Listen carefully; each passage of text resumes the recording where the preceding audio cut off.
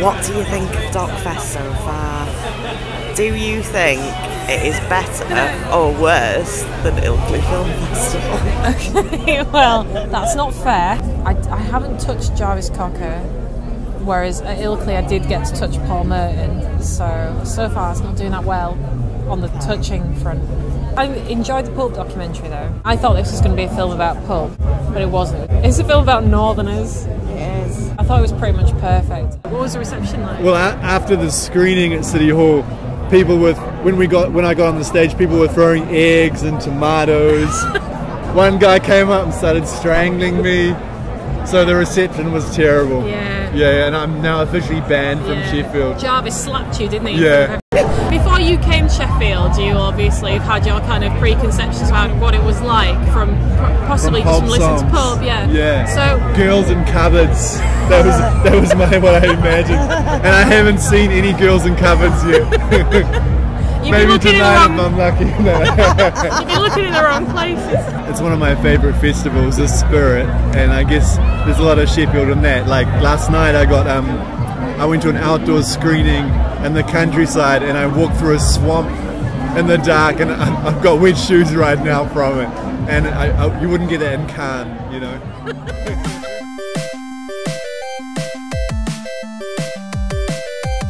I got up at the crack of dawn at 1:15, and one of the people on the panel was Daisy Asquith, who made Crazy About One Direction. I understand fandom. I was a massive Prince fan when I was 14, and I never had any even vague hope or wish that I would ever meet Prince.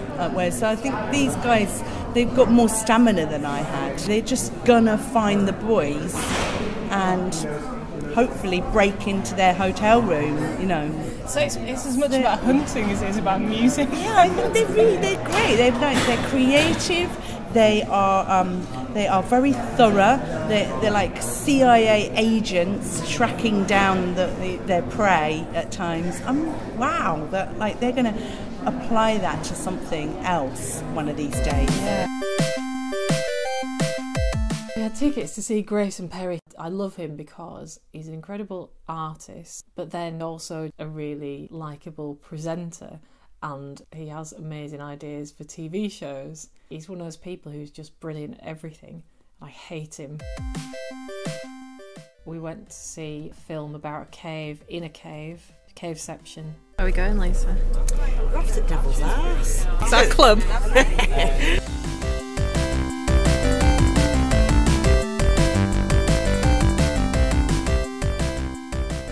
Jean-Claude was the first scientist to inspect the cave a few days after its discovery.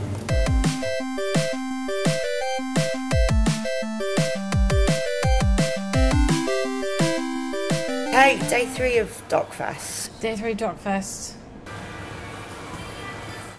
I don't know, exotic insect that you only get in Sheffield. Today I went to a panel about audience participation. Someone was talking about a choose your own adventure documentary. So we sat in a studio at the Crucible, and we had like little remote control things, and then we could choose what happened by pressing little buttons. It's quite emotional. And then after that we went to a roller disco.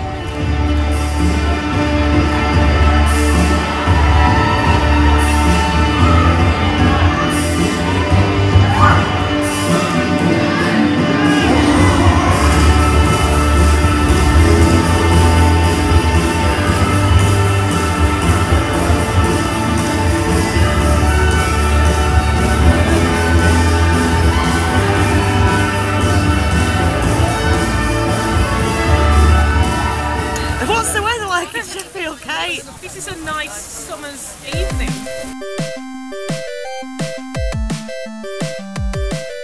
We've now had 2 letters pushed under our door by the hotel staff because there's a sign on the door saying don't come in. They want to know why.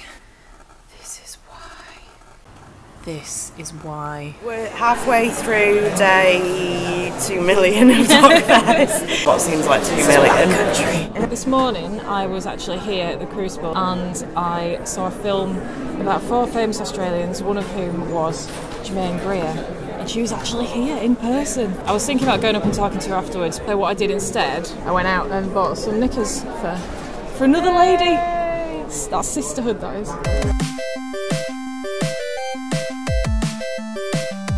What's that been on holiday? Costa del Sheffield. It's the same. Totes Trops.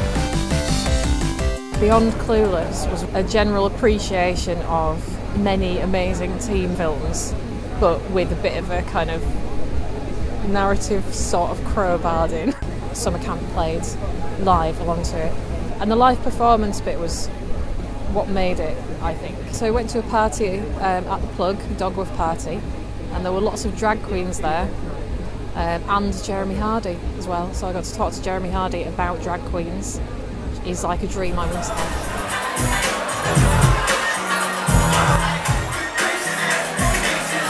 I'm Georges. And I'm Peer Pressure. The marvellous Jackie Potato. He's been brought here with Johnny Woo to kind of promote the film. It follows 7 characters from the East London gay scene, really. They're either drag queens or they are in the process of becoming maybe male to female transsexuals. What documentaries do you remember seeing at any point that really affected you or that you just really loved? Obviously. Documentary films? Yeah. Absolutely. Paris is Burning is a really important one. Yes. The Coquettes documentary about late 60s San Francisco is another really good one. Chicken Ranch, which is about a Texas whorehouse in the late 70s. That's a really good one as well. Well, he's just said all the ones I was going to say. Hedwig is in quite a documentary style, isn't it? Yeah. So that's probably like one of my favourite films of all time. But I saw a fantastic one called, was it called In Love with the Eiffel Tower? Or anyway, so this fantastic woman who had a sexual relationship with inanimate objects. One was the Eiffel Tower, another was the Golden Gate Bridge, the Berlin Wall. That was it. That really stuck in my mind. I will never forget that one. I've just been to see a work in progress film by Daisy Asquith, who did the Crazy About One Direction. And we're getting told off for being in the back of us. And now we're going to Chatsworth.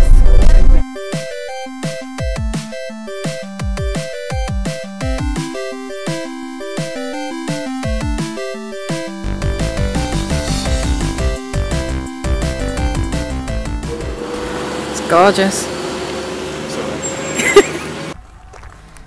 Catch one, I'll buy you some gin. Go on.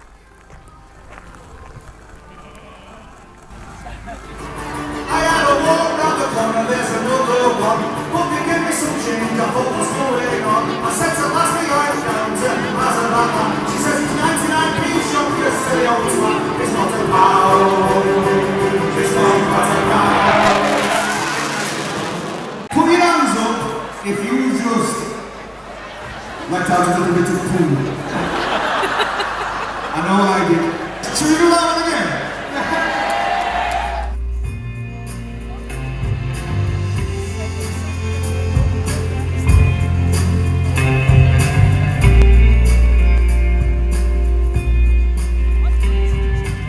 The film was nice. Richard Hawley was interesting. He was doing a Q&A and he got bored and he asked for an ice cream and then he just walked off. It's pretty good. Now we're going back to Sheffield, and as Lisa pointed out, we've actually seen more wildlife during Sheffield Docfest than we have probably for the preceding 6 months.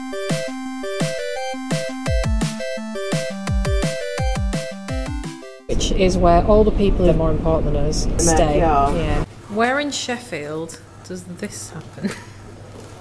Oh, in there. It's in there. Yeah.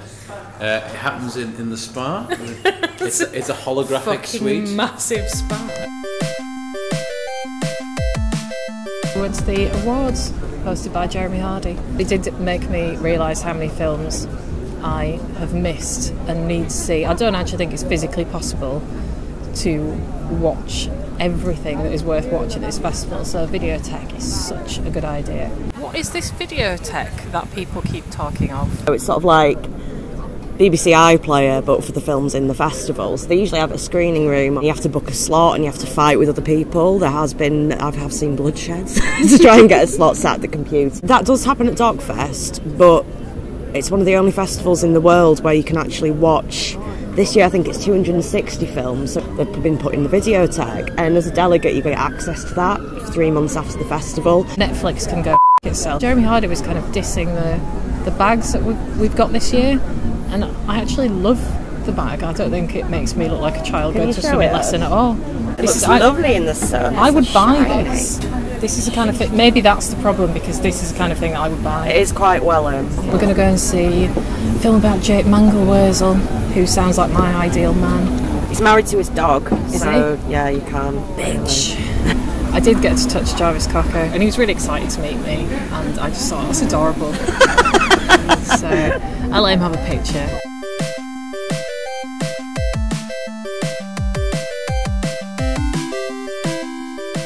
We were very politely ambushed by the crew of We Are Many. So it's about the protests against war in Iraq, but it's also about the build-up and the just barefaced lies and the scandal. And then complete change of pace went immediately from that into Mr. Somebody, which is a documentary about Jake Mangelwurzel, professional eccentric from Lisa knows. Huddersfield. How many from Huddersfield? Woo! Hiya. We live in Lindley. Oh, all right, Lindley. Yeah, right by you. Come a bit 2 miles further up here and Lindley, we're about at that sheep shagging country. We know. You never complain, you don't get headaches.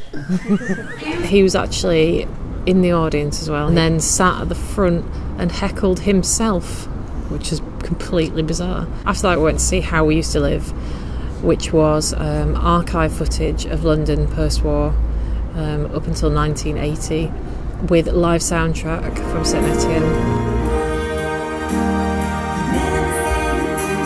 And that was it, and that was the very last event. Oh. And I'm happy to say that my gin deficiency that I had before I came to Docfest is now completely cleared up. I definitely don't have scurvy now because the amount of lime and lemon, no scurvy.